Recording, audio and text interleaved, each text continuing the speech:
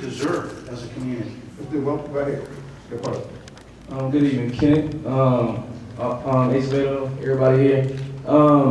Black kids run because y'all been killing black people since 1985 in Austin, Texas. I met you at an NAACP meeting. I don't know if you remember me or not. Absolutely, yeah. You told me that if I did not feel that as if your heart was in the right place, you would step down as police chief. I think we have a room full of people, if not half, that might feel that same way that I do. Because it's been countless murders under your watch. Now, I cannot blame you for 1985 up until you got here, but since you've been here, there have been multiple murders of young black men. And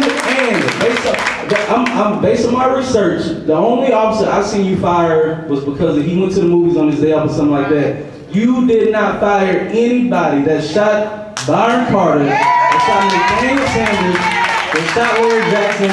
In all these cases, none of these black men were armed.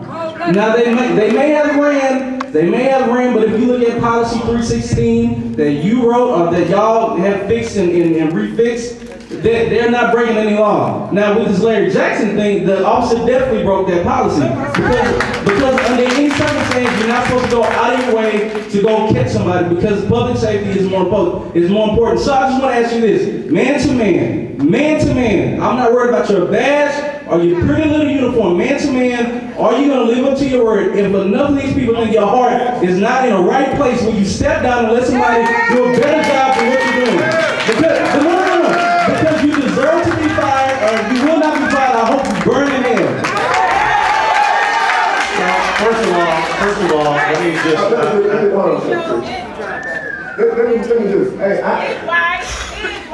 okay, hold on a second. You know what? You're not going to make any progress. You know what? You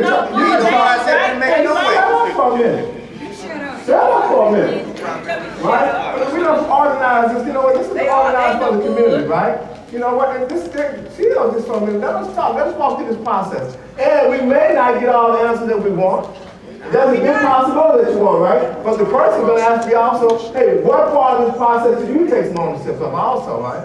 And so let the chief answer this question, right? Hey, you know, it doesn't do us any good to be disrespectful. Let him answer the question. You know? Hey, you know what? Hey, and what I would say to you peaceful street folks, right?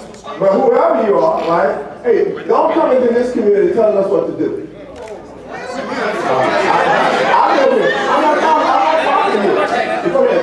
First of all, I'm not going to go tit for tat for each case, but every case that you've mentioned has gone through a grand jury process. The Byron Carter, and people don't realize how extensive those grand jury processes are. Why you didn't fire? Excuse me, ma'am, because I have to follow the law and policy.